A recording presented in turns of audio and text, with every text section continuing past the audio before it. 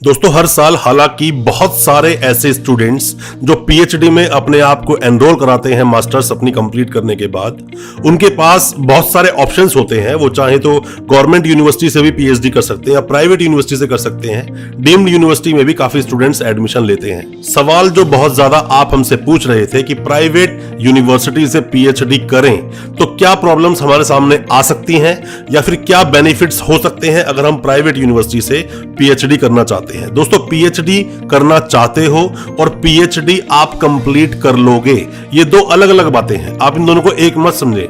Private university ज्यादातर मुनाफे के लिए ही, सिर्फ पैसा कमाने के लिए ही आपके एडमिशंस लेती हैं और बाद में आपको बहुत तरह की प्रॉब्लम्स का सामना करना पड़ता है। एडमिशन लेना एक अलग चीज है और अपने पीएचडी को कंप्लीट कर लेना एक अलग चीज है। मैं आज बहुत कुछ बताऊंगा प्राइवेट यूनिवर्सिटीज के बारे में और मेरा ये मानना है कि इस वीडियो के बाद में जितने भी तरह के सवाल आपके दिल में हैं कि आपको प्राइवेट यूनिवर्सिटी से पीएचडी करनी चाहिए या नहीं, मेरिट्स और डिमेरिट्स दोनों पर आज हम बात करेंगे अपनी इस वीडियो में। ज्यादा कुछ जानने के लिए दोस्तों बने रहिए हमारे इस वीडियो के साथ। नमस्कार दोस्तों, फिर एक बार स्वागत करता हूं आप सभी का अपने इस यूट्यूब चैनल पर जिसका नाम है distance and online education in India और मेरा नाम है वीरेंद्र वर्मा। जैसा आप सभी जानते हैं, हम देश विदेश की यूनिवर्सिटीज, कॉलेजेस, उनके कोर्सेज को एक्सप्लोर एंड रिव्यू करते हैं और आपको बताते हैं सब कुछ जो आप जानना चाहते हैं। दोस्तों पीएचडी करना बहुत सारे स्टूडेंट्स का अरमान होता है कि वो पीएचडी कंप्लीट करें और अपने नाम के आगे डॉक्टर लगाएं।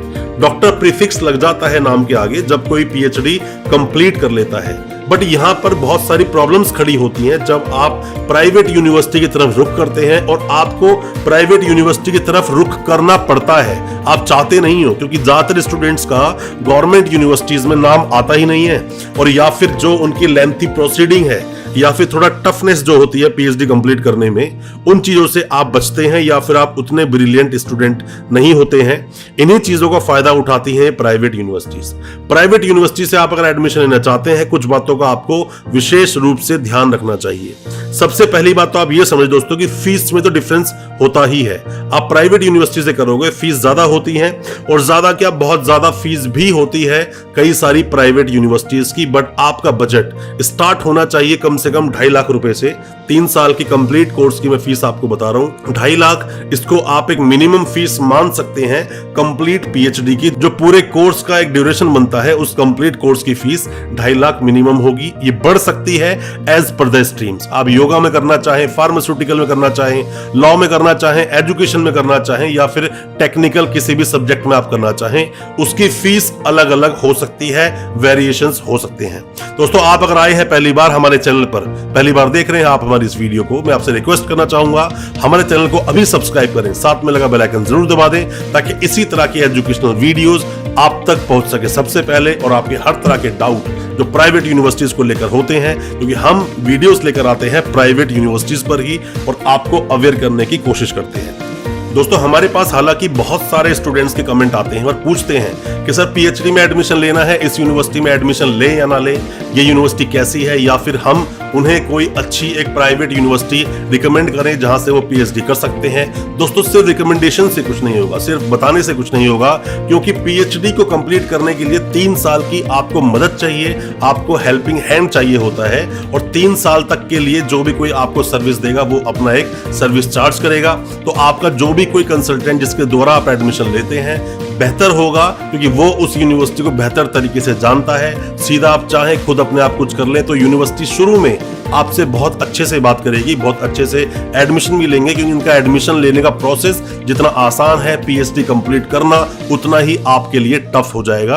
बेहतर है कि आपके साथ में कोई हेल्पिंग हैंड हो। दोस्तों ये आपने अक्सर देखा होगा कि ज्यादातर प्राइवेट यूनिवर्सिटीज में एडमिशंस चलते ही रहते हैं, मतलब 365 दिन वो एडमिशन लेते रहते हैं। तो क्या ऐसा प्राइवेट यूनिवर्सिटीज कर सकती हैं? दोस्तों देखा जाए तो सभी प्राइवेट यूनिवर्सिटीज के पास लिमिटेड सीट्स होती हैं, पर ये एडमिशन लेते हैं बहुत ज्यादा।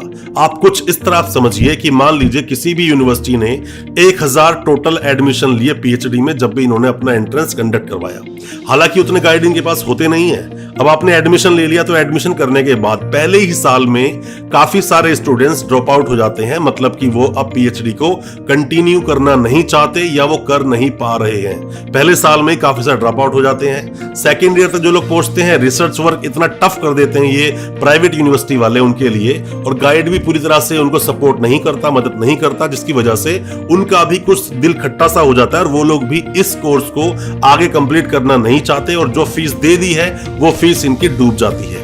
और जितने स्टूडेंट्स आगे तक पहुंच पाते हैं अच्छे से रिसर्च करके और आगे तक पहुंचते हैं, तो भी उनको इजीली डिग्री अवार्ड नहीं होती, और अगर अवार्ड का नंबर आ भी गया, कॉन्वोकेशन हो भी गया, तो वहां से पहले तो इन लोगों को मिलती है सिर्फ प्रोविजनल डिग्री। और काफी सारे स्टूडेंट्स सिर्फ प्रोविजनल डिग्री के ऊपर ही अपने आप को डिपेंड रखते हैं, और ये यूनिवर्सिटीज ओरिजिनल डिग्री जो होती है, मेन डिग्री जो होती है, वो इनको अवार्ड टाइम से करती नहीं है। बहुत सारे ऐसे कंसल्टेंट, जिन कंसल्टेंट्स के द्वारा आपने एडमिशन लिया, काफी कंसल्टेंट्स को तो खुद यूनिवर्सिटी कुछ समझती नहीं, एडमिशन तो ले लिया, जब तक जरूरत थी तब तक ठीक था, एडमिशन लेने के बाद में खुद कंसल्टेंट की ही इंसल्ट करना या फिर गलत तरीके से उनकी बेइज्जती करना शुरू कर देते हैं स्टूडेंट के सामने।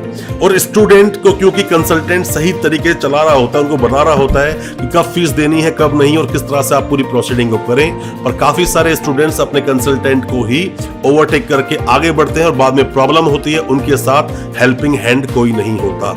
आप किसी भी प्राइवेट यूनिवर्सिटी से अपना पीएचडी कर रहे हैं, या फिर आप कंसल्टेंट है, परेशानियां आपको आ रही हैं, आप हमसे कांटेक्ट करें, हो सकता है हम आपकी उसमें कोई मदद कर सके।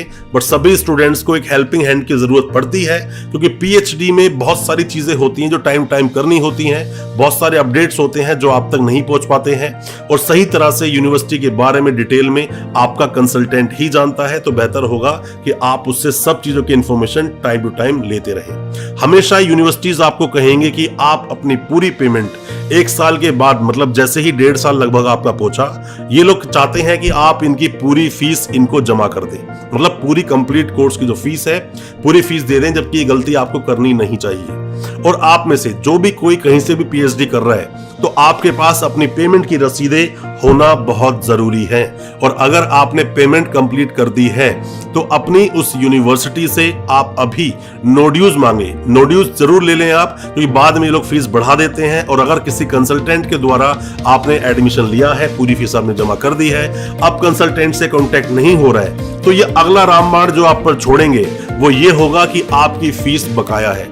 अगर आपके पास रसीदें होंगी तो आप इनको दिखा सकते हो कि आपकी फीस इतनी है, इतनी पेमेंट मैंने जमा की है, ये उसकी रसीद है। क्योंकि हमेशा ये सोचते हैं किसी भी तरह से सारी गलतियां कंसल्टेंट की निकालकर आपसे फीस दोबारा से ऐंठी जाए। आप इनकी इन बातों में ना फंसे, बेहतर होगा नो ड्यूज ले लें और फीस की रसीद ले लें, और जो आपका कंसल्टेंट है, कंसल्टेंट को सिर्फ उसकी कंसल्टेंसी उसको दें जिसके लिए वो आपकी मदद करेगा, जिसके लिए आपको हेल्प करेगा, वो कंसल्टेंसी ही सिर्फ दें, बाकी सब चीजें ना दें। यही जो प्राइवेट यूनिवर्सिटीज हैं आपकी रिसर्च में इतनी सारी प्रॉब्लम्स क्रिएट करते हैं, इतने ज्यादा रोड़े अटका देते हैं कि काफी सारे स्टूडेंट्स अपने आप को पहले से ही डिमोटिवेट करके और एडमिशन से पीछे हट जाते हैं, मतलब कोर्स को कंप्लीट करना चाहते नहीं। यूनिवर्सिटीज की स्ट्रेटेजी क्या होती है, प्लानिंग क्या होती है कि पहले साल में ही आपने एडमिशन लिया और अब आप ड्रॉप आउट कर गए, तो वो फीस फ्री फंड की यूनिवर्सिटी को मिल जाती है।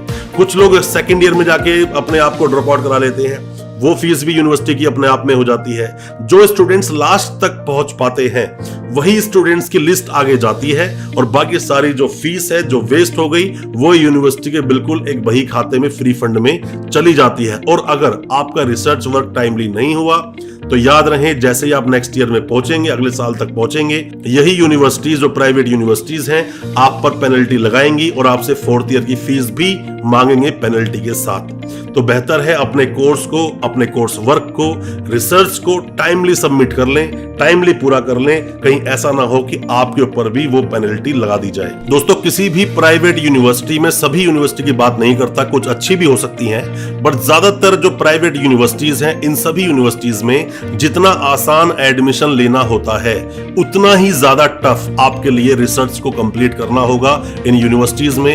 इन यूनिवर्सिटीज का मेन फोकस होता है सिर्फ आपसे फीस लेना, मुनाफा हासिल करना और ज्यादा से ज्यादा फीस कलेक्ट करना, ज्यादा से ज्यादा इंटरव्यूज कंडक्ट करवाना, ज्यादा से ज्यादा जो एंट्रेंस कंडक्ट कराए जाते हैं वो करवाना, ताकि बहुत सारे स्टूडेंट्स अपने आप को एनरोल करें और इनको फीस मिल पाए। और ऐसा भी बहुत बार देखा गया है कि टाइम टू टाइम बार बार गाइड इन यूनिवर्सिटीज के बदलते रहते हैं और गाइड से भी आपको बहुत सारी प्रॉब्लम्स आएगी। और यहीं पर जो हेल्पिंग हैंड का काम करते हैं वही लोग कंसल्टेंट्स आपके जो होते हैं, जो इन यूनिवर्सिटीज को भली भांति बहुत अच्छे से जानते हैं, वो आपकी इन चीजों में मदद कर पाते हैं। अब एक प्रॉब्लम और आती है आपके साथ में कि जब ये यूनिवर्सिटी वाले आपकी बात को सुनते नहीं है तो आप कोशिश करते हैं कि क्यों ना हम रजिस्ट्रार साहब से, वीसी साहब से, यूनिवर्सिटी के जो चांसलर हैं उनको जाकर कंप्लेंट करें, हो सकता है मेरा काम जल्दी हो जाए। बट इन लोगों से मिलने का आपको अपॉइंटमेंट ही नहीं मिलेगा। जैसा मैं हमेशा बोलता हूं कि जितने भी स्टूडेंट्स हैं सभी कंज्यूमर की कैटेगरी में आते हैं। अगर ये यूनिवर्सिटीज आपके साथ इस तरह से दादागिरी करें तो आपको इनकी कंप्लेंट जरूर करनी चाहिए। कंज्यूमर फोरम में आप जाएं, इनकी कंप्लेंट करें। फी रिफंड लेना तो आपके लिए लगभग इम्पॉसिबल एक टास्क हो जाएगी, आप ले नहीं पाओगे और ये यूनिवर्सिटियां आपको रिफंड देंगी भी नहीं। और मैं एक बात और आपको बता दूं कि जितनी भी यूनिवर्सिटीज, प्राइवेट यूनिवर्सिटीज जितने भी यूजीसी पर लिस्टेड हैं, सिर्फ आप देख लें कोई स्पेशल कमेंट ना डाला हो। किसी भी यूनिवर्सिटी से आप करते हैं, यूजीसी पर लिस्टेड है, साथ में यूजीसी ने उस यूनिवर्सिटी को रिकॉग्नाइज किया है, आप पीएचडी कर सकते हैं, 100% वैलिड है। जहां मर्जी अपने डॉक्यूमेंट्स को आप लगाइए और जहां मर्जी अप्लाई कीजिए। वो एक बात अलग है कि रिक्रूटर कोई कमी निकाल दे, पर ऐसी यूनिवर्सिटीज की जो डिग्रियां आपने ली हैं बिल्कुल वैलिड होंगी, वैलिड मानी जाएंगी। एज पर द लॉ आप बिल्कुल एक वैलिड स्टूडेंट्स कहलाए जाएंगे उस यूनिवर्सिटी के जहां से आपने पीएचडी की है और अपने नाम के आगे प्रीफिक्स आपने लगाया है।